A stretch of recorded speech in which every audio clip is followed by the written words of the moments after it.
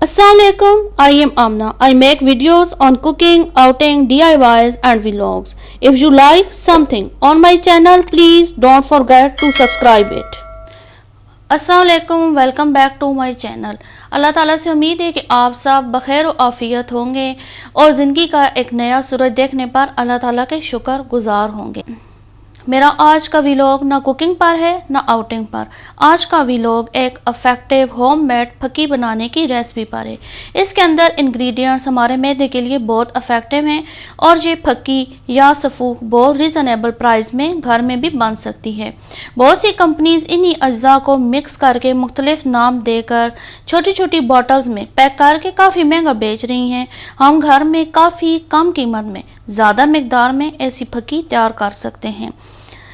तो आइए देखते हैं कि इस फकी के कौन कौन से इंग्रेडिएंट्स हैं और उनके क्या क्या फ़ायदे हैं। मेरा फकी का पहला इंग्रेडिएंट है सौंफ, यानी कि फेनल सीड। ये आपके किचन में पाए जाते होंगे और उनके फ़वाइद से आप वाकिफ़ भी होंगे, लेकिन आज मैं आपको इनके अंदर मौजूद ग़िज़ाई अज्जा के बारे में बताऊंगी। फेनल सीड हमारे एंजाइम्स को एक्टिवेट करते हैं, मेटाबॉलिज्म को भी एक्टिवेट करते हैं। ये हमारे सेल्स को प्रोटेक्ट करते हैं, ब्लड शुगर को रेगुलेट करते हैं और इनके अंदर पोटाशियम, मैग्नीशियम और कैल्शियम जैसे अहम अज्जा भी पाए जाते हैं। सबसे बढ़कर ये एंटीऑक्सीडेंट हैं। एंटीऑक्सीडेंट से मुराद ऐसे मादे होते हैं जो हमारे जिस्म में मौजूद सेल्स की हिफाजत करते हैं। एक रिसर्च के मुताबिक वो लोग जिनकी डाइट में एंटीऑक्सीडेंट ज़्यादा पाए जाते हैं, इनमें क्रोनिक कंडीशन जैसे कि मोटापा, दिल की बीमारी, कैंसर और मुख्तलिफ किस्म के डायबिटीज़ के ख़तरात कम होते हैं। सौंफ हमारी भूख को भी मिटाते हैं और ये हाई इन फाइबर भी हैं। इसी वजह से ये हमारे स्टमक के लिए भी बहुत मुफीद हैं और इनके असरात ठंडे होते हैं। फकी का दूसरा इंग्रेडिएंट है सफ़ेद पुदीना। एक सब्ज़ पुदीना होता है जैसे कि चटनी में इस्तेमाल होता है, लेकिन फकी में सफ़ेद पुदीना इस्तेमाल होता है। आपके घर में या कहीं से भी अगर आपको ताज़ा पुदीना मिले तो उसको खुश्क कर लें। वैसे पंसार की दुकान से खुश्क सफ़ेद पुदीना भी मिल जाता है। इसके भी बहुत से हेल्थ बेनिफिट्स हैं।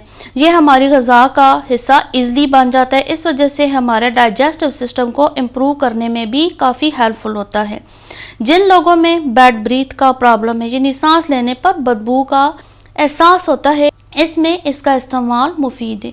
ये IBS यानी इरिटेबल बाउल सिंड्रोम में भी मुफीद है, जो कि एक आंतों की बीमारी है।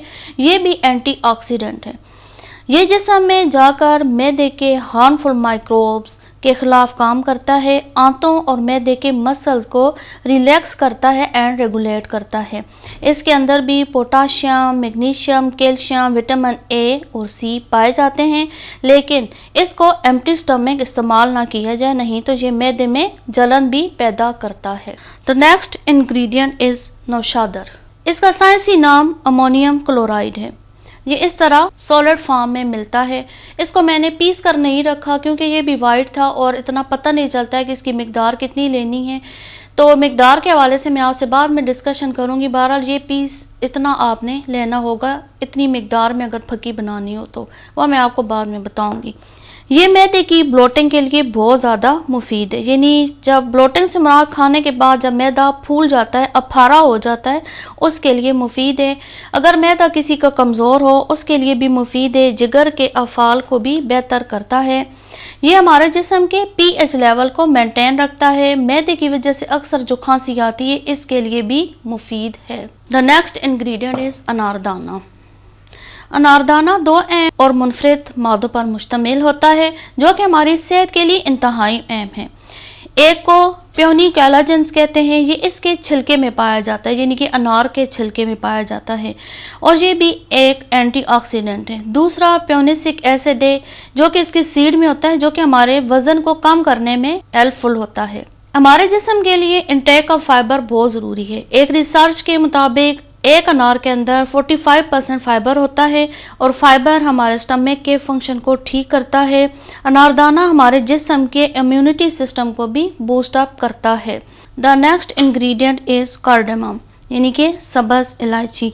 ये हर घर में पाई जाती है। फकी में सब्ज़ इलायची को पील ऑफ करके, यानी कि इनके छिलके उतार के सिर्फ इनके बीज इस्तेमाल करने होंगे। मैंने इसलिए अभी छिलके नहीं उतारे ताकि बाकायदा आपको पता चल जाए कि इसकी मिकदार कितनी लेनी है, क्योंकि जब छिलके उतार दिए जाते हैं मिकदार बहुत कम नज़र आती है तो आपको अंदाज़ा ना होता। लेकिन अभी माइंड में रख लें कि जब फकी बनाएंगे तो इनके छिलके साइड पे कर देंगे। और इसका तरीका ये है कि आप ग्राइंडर में हल्का सा डाल के सिर्फ 1 सेकेंड के लिए इसको घुमाएं, छिलके अलग हो जाएंगे लेकिन बीज अभी बाकी रहेंगे। तो आप छिलकों को अलग कर लीजिएगा और बीज आप निकाल लीजिएगा, क्योंकि इस तरह अलग-अलग तोड़ के छील के तो मुश्किल होगा। तो इस तरीके से आप इनके छिलकों को साइड पे कर सकते हैं। सब्ज़ इलायची के अंदर आयरन, मैग्नीशियम, कैल्शियम पाए जाते हैं। इसके इफेक्ट ठंडे होते हैं। ये मैदे की एसिडिटी, वॉमिटिंग, नोजिया यानी कि जी का मतलाना, गैस्ट्रिक ट्रबल में बहुत मुफीद है। The last ingredient is salary यानी कि अजवाइन। ये भी हर घर में पाई जाती है। अक्सर मुंह का जायका ख़राब होता है तो इंसान थोड़ी सी चबा लेता है। गोभी वगैरह में भी डाली जाती है। अजवाइन के अंदर चंद ऐसे एंजाइम्स होते हैं जो कि हमारे मैदे के अंदर गैस्ट्रिक जूसेस पैदा करते हैं। और गैस्ट्रिक जूसेस का ज़्यादा पैदा होना, इसका मतलब ये है कि हमारा मैदा अच्छी तरीके से काम कर रहा है, क्योंकि वही जूसेस होते हैं जो ग़िज़ा जब अंदर जाती है तो उन जूसेस की वजह से हमारी ग़िज़ा हमारे जिस्म का हिस्सा ईज़िली बनती है और इससे हमारा डाइजेस्टिव सिस्टम इम्प्रूव होता है। ये कार्बोहाइड्रेट्स, फाइबर, कैल्शियम का बेहतरीन सोर्स है। ये तो इनके अंदर जो मौजूद ग़िज़ाई अज्जा थे, ग़िज़ाइयत थी, उनके हवाले से मैंने आपको बताया है।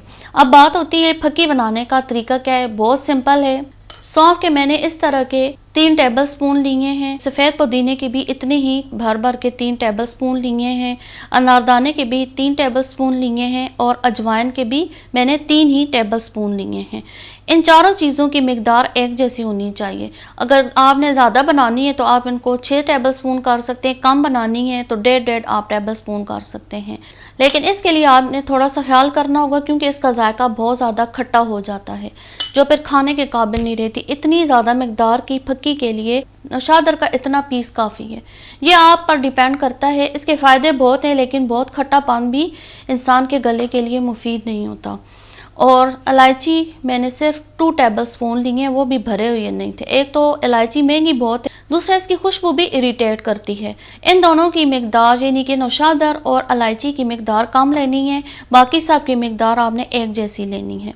इलायची के बीज को पील ऑफ करना है, बाकी सब चीज़ों को आपने ग्राइंडर में डाल के ग्राइंड करना है। नौशादर को इस फार्म में आपने ग्राइंडर में नहीं डालना है, कपड़े में रख के आपने इसको जहावन दस्ते में हल्का सा इसको कूट लेना है, क्योंकि ये बहुत सॉलिड फार्म होती है। हल्का सा इसको कूट लें ताकि ये छोटे छोटे पत्थर में तब्दील हो जाए, छोटे छोटे कंकर में। फिर इन सब को आपने ग्राइंड कर लेना है, बिल्कुल बारीक सफ़ू बना लेना है। लेकिन बनाने से पहले मेक श्योर कि ये सारी चीज़ें खुश्क हों, क्योंकि हल्की सी नमी इनके अंदर रह जाए तो फिर फक्की ज़्यादा अरसा नहीं चलती। यह आपकी फक्की तकरीबन 3 माह तक चल सकती है। तो आइए इसको ग्राइंड करते हैं। फक्की की ग्राइंड शुदा जो हालत है वो इस तरह की बनती है। और इस फक्की का सबसे बड़ा एडवांटेज ये है कि घर के बच्चे और मर्द अक्सर देखा गया है वो फक्की लेने से जी चुराते हैं, क्योंकि फक्की से मुराद एक ऐसा सफ़ूफ है जो गले में जाके अटक जाता है, मुंह कड़वा हो जाता है और बाद में भी मुंह का जायका कड़वा होता है। लेकिन मैं आपको यकीन दिलाती हूँ ये फक्की ऐसा है जैसे कि चूरन है। इसको मज़े ले लेकर भी चाटा जाए तो कुछ भी नहीं होता। आपके बच्चे खुद फरमाइश करेंगे कि हमें वो वाला चूरन दें। बिल्कुल इसका जायका चूरन की तरह होता है। और आपने बच्चों को फक्की कहकर नहीं देना है, बच्चों को कहें कि आपको चूरन देते हैं, क्योंकि आजकल के बच्चे घर की बनी हुई चीज़ें कम खाते हैं। पापड़, चिप्स, जंक फूड, इनकी वजह से बच्चों का फक्की लेना या कोई भी ऐसी चीज़ जो इनके लिए बहुत ज़्यादा ज़रूरी है, इनके मैदे को रेगुलेट करने के लिए ज़रूरी है, वो लेना बहुत ज़्यादा अहम है। तो इस तरह की फक्की बनाकर आप ऐसे बच्चे जो नहीं ले सकते हैं, फक्की सारे बच्चे नहीं ले सकते हैं, तो आप ये भी उन्हें दे सकते हैं। इसकी मिकदार का अगर मैं कहूँ तो इसकी मिकदार 1/2 टेबल स्पून या 1 टीस्पून सुबह और शाम खाना खाने के तकरीबन 15 मिनट बाद ताज़े पानी से लें, या अगर नीम गर्म पानी है तो और भी अच्छा है। लेकिन माइंड में रखिएगा excess of everything is bad. हर चीज़ की मिकदार मुतवाज़न अच्छी लगती है। अगर आपको ज़रूरत हो तो आप जब मैदा थोड़ा सा गड़बड़ करे तो आप 2-3 दिन लें और फिर छोड़ दें। ये नहीं कि डेली आपने सुबह शाम लेनी है। कभी दावत पे जाएं, कुछ ऐसा खा लें जो आपको रास नहीं आया, कोई गोपी या इस तरह की बादी चीज़ खा लें तो आप तब लें। ये नहीं कि रोज़ सुबह शाम रोज़ सुबह शाम। बहुत भी हो 3 दिन ले सकते हैं, फिर 3 दिन छोड़ दें। ये मेरे घर में इस्तेमाल की हुई फक्की, इसके कोई ऐसे असरात नहीं है जो मैदे पर जाकर कुछ इस तरह के इफेक्ट्स डालें। बाज़ होता है कि बहुत खुश्क होती हैं फक्कियाँ, मुँह खुश्क कर देती हैं, मैदे की आंतों में खुश्की हो जाती है या मैदा गर्म हो जाता है। इसके अंदर मौजूद सारी चीज़ें ऐसी हैं जो मैदे को गर्म बिल्कुल भी नहीं करती। इसमें मौजूद इलायची के असरात ठंडे हैं, सौंफ के असरात ठंडे हैं, अनारदाने के असरात ठंडे हैं और अजवाइन के भी असरात ठंडे हैं। तो इसलिए आप एतमाद करके ये फक्की घर में बनाकर इस्तेमाल कर सकते हैं। इसको ग्राइंड करके तो आप इस तरीके से एक जार में डालकर महफूज कर सकते हैं। मेरा आज का व्लॉग ख़त्म हुआ है। अगर आपको ये व्लॉग पसंद आया और ये फक्की की रेसिपी आपको पसंद आई तो इस वीडियो को लाइक करें, शेयर करें। तो मेरा आज का व्लॉग ख़त्म होता है। मुझे दीजिए इजाज़त, किसी नए व्लॉग के साथ हाजिर होंगी। अल्लाह हाफिज़। अल्लाह आपका हामी व नासिर हो।